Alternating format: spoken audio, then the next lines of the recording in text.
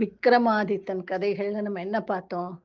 போஜராஜன் இந்த கம்பங்கொல்லைய வாங்கணும்னு முடிவு பண்ணிட்டான். ஏன்னா, அந்த சரவண பட்டர் கம்பங்கொல்லை அந்த பரண் மேல இருக்கிறத ரொம்ப நல்லவனா பேசுறான். அதுலேருந்து கீழ இறங்கி வெளியில வந்தப்புறம் சாதாரண மனுஷன் மாரி பேசுறான்.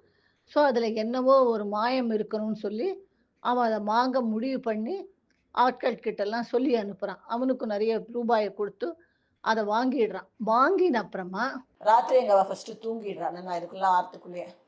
காத்தாலைக்குள்ள அவன் அரண்மனையிலேருந்து தான் நிறைய ஆட்களை வரவழைச்சு அவளை கூப்பிட்டு அந்த இடத்த தோண்ட சொல்கிறான். பரநடியில் என்ன இருக்குன்னு பார்க்க. அந்த மாதிரி எல்லாரும் தூண்டிகிட்டே வர வர உள்ளேருந்து அந்த பரண் இருந்த இடம் பெருசாக மூடி இருக்கும் மண். அதுலேருந்து என்ன வருது, ஒரு பாதி வெளியில் வருது. என்னன்னா பல பல பலன்னு மின்ற தங்க சிம்மாசனம் வருது. அப்படி ஜொலிக்கிறது காத்தால வெயில். அப்படி அதை பார்த்த உடனே எல்லாருக்கும் ரொம்ப ஆச்சரியமாயிடுது. இப்படி ஒரு அழகான சிம்மாசனமா அப்படின்னு பார்க்குறான். பார்த்துட்டு இருந்த உடனே அதை இத்தனை ஆட்கள் இருந்து தூக்கலான்னா தூக்கவே முடியல. அப்போ திருப்பி மந்திரி சொல்கிறார். இந்த காலத்தில் மந்திரிகள் எல்லாமே ராஜாவுக்கு ரொம்ப புத்திமதி சொல்கிற நல்ல மந்திரிகளாக இருப்பாள். இது மிகப்பெரிய ஒரு அரசன் ஆட்சி புரிந்த சிம்மாசனமாக இருக்கணும். இது அந்த மாதிரி ஈஸியாக தூக்கிட முடியாது.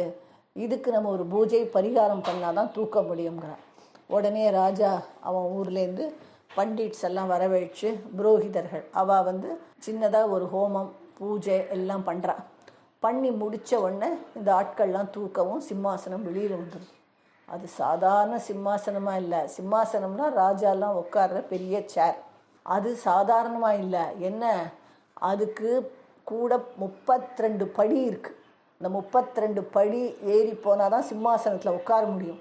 அந்த மாதிரி 32 படியோடு சேர்ந்த சிம்மாசனம்னா அது எத்தனை பெருசாக இருக்கணும். கிட்டத்தட்ட ராஜாவோட ஆட்கள் 100 பேராக சேர்ந்து அந்த சிம்மாசனம் தூக்கிண்டு ராஜாவோட அரண்மனைக்கு வரா. அது கொண்டு வரணும்னு சொல்கிறான். அந்த மாதிரி கொண்டு வர வழியில் ஊர் ஜனங்கள்லாம் பார்க்குறா, சந்தோஷப்படுறா. இவ்வளோ பெரிய சிம்மாசனம், நம்ம ராஜா இதில் உட்கார போகிறாரா, ரொம்ப சந்தோஷமாக இருக்குங்கிற. ஏன்னா அவன் ரொம்ப நல்ல ராஜா. அந்த மாதிரி சொல்லி நம்மளும் ராஜா இதை உட்காரதை பார்க்கணும் போல் ஆசையாக இருக்கேன்னு பேசிக்கிறா. அதே மாதிரி மறுநாள் ராஜா சொல்லி அப்போ முரசில் கொட்டி அனௌன்ஸ் பண்ணுவாள். இப்போ மாதிரி டிவி ரேடியோ இல்லை நியூஸ் பேப்பர் மேகசின் இந்த மாதிரி எந்த மீடியாவும் கிடையாது. பெரிய முரசு ஒரு பர்டிகுலர் இடத்துல வச்சுருப்பா. ஊர் சென்டரில் எல்லோரும் கேட்குற மாதிரி. அதில் ராஜா ஏதாவது அனௌன்ஸ் பண்ணணுன்னா அங்கே இருக்கிற 2 பேர் இந்த முரசை பெருசாக தட்டுவா. டாம் டாம்னு கேட்கும்.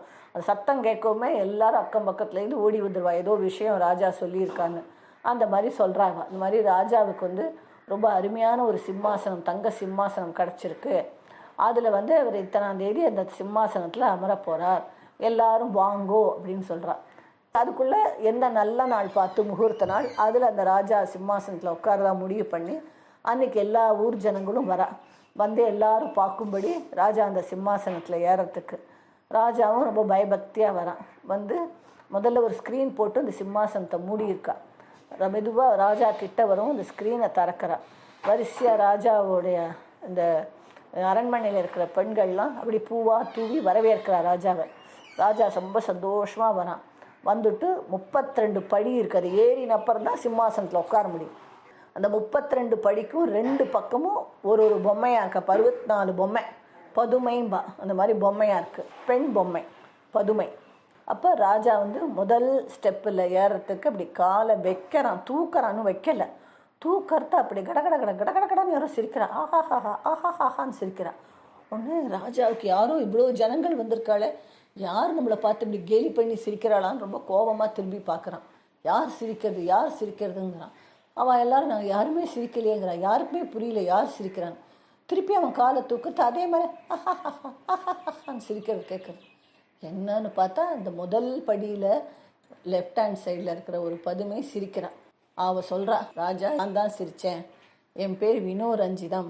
நான் என்ன ஏன் எதுக்கு சிரித்தேன் அப்படின்னு கேட்குறான் ராஜா. நீ இந்த சிம்மாசனத்தில் ஏற முன்னால் இந்த சிம்மாசனத்தில் உட்காந்து ஆட்சி புரிந்த எங்கள் ராஜாவை பற்றி கொஞ்சம் தெரிஞ்சுண்டு அப்புறம் உனக்கு தகுதி இருந்தால் இந்த சிம்மாசனத்தில் ஏறுங்கிறா. சரிங்கிறான். அப்போ அவள் அந்த பதுமை கேட்குறா, நீ நிஜமாக எப்படிப்பட்ட ராஜா, நல்லவனா தர்மசாலியெல்லாம் கேட்குறான்.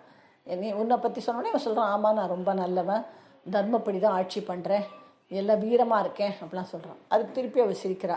என்ன சொல்கிறா, எப்போவுமே ஒரு நல்லவன் தன்னை பற்றி தானே புகழ்ந்துக்க மாட்டான். எப்போ அவன் தன்னை பற்றி தானே புகழ்ந்துக்கிறானோ அவன் கொஞ்சம் கம்மியாயிடுறான்.